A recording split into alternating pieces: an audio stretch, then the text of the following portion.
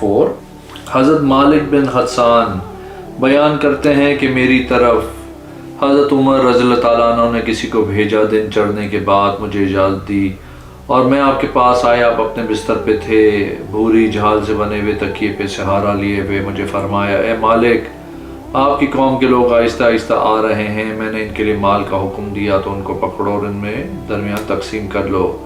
میں نے عرض کی، اے امیر المومنین، میرے بس کی بات نہیں، بس آپ میرے علاوہ کسی اور کو حکم دے۔ آپ نے فرمایا، پکڑو اور اس کو تقسیم کرو۔ پھر میں آپ کے پاس عرض کی، اے امیر المومنین، میں عثمان بن عفان، عبد الرحمن بن عون، زبیر و سعد کو آنے کی اجازت ہے؟ آپ نے فرمایا، جی ہاں، ان کو اجازت ہے۔ وہ داخل ہوئے۔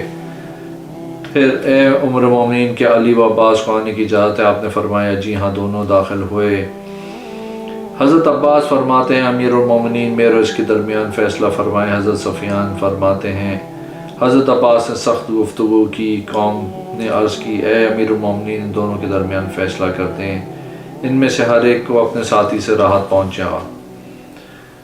حضرت عمر نے ان کو فرمایا، میں تمہیں قسم دیتا ہوں جس کے حکم سے یہ زمین و آسمان قائم ہے، کیا تم جانتے ہو کہ حضور صلی اللہ علیہ وسلم نے فرمایا، ہم وارث نہیں بناتے، جو ہم میں رہ جاتا وہ صدقہ ہوتا ہے۔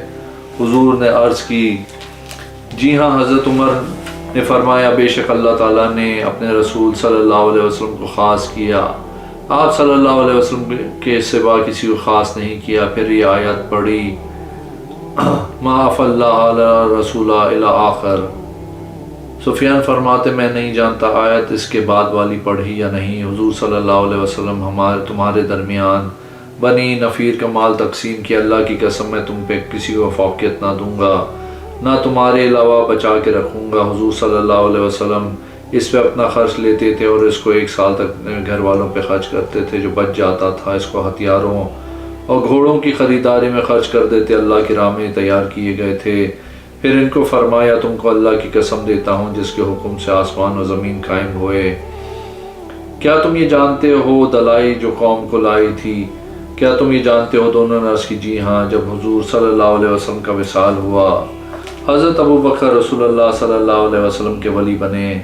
آپ اے عباس تشریف لائے تھے، آپ اپنے بھائی کے بیٹے کی وراثت طلب کی تھی اور علی اپنی بیوی کے باپ کی وراثت لینے آئے تھے۔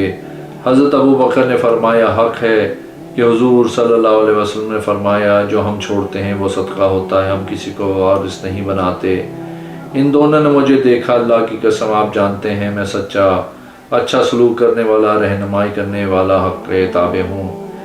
تم دونوں میرے پاس آئے ہو، تم دونوں کا کام ایک ہے، تم دونوں مجھ سے مانگتے ہو، میں تم دونوں کو سمجھتا ہوں۔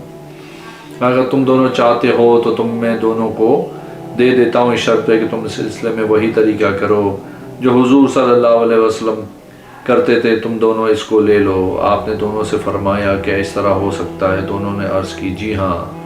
حضرت ابو بکر نے فرمایا، پھر تم دونوں میرے پاس آئے ہو تاکہ میں تمہارے درمیان فیصلہ کر دوں۔ اللہ کی قسم میں تمہارے درمیان اس کے علاوہ کوئی فیصلہ نہیں کروں گا یہاں تک کہ قیامت آ جائے۔